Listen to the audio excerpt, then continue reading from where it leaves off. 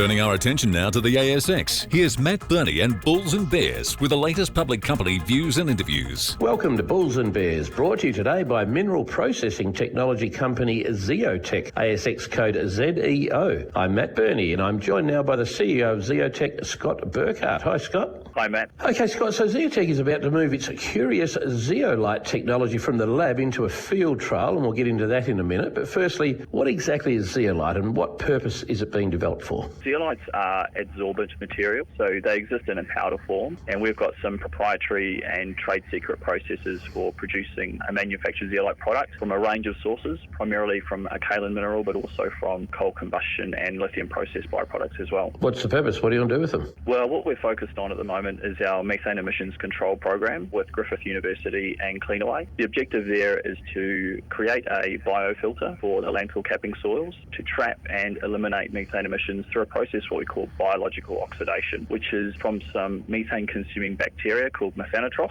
to basically oxidize and remove the methane emissions as they pass through the capping soil. And in fact, methane has 28 times the global warming potential of carbon dioxide. Now, I know you did some laboratory work with Griffith University late last year. What were the results of that? Did it show that you were managing to mitigate those methane gases? Yeah, absolutely. Last time we spoke, we talked about oxidation or removal of around or exceeding 70 to 80%.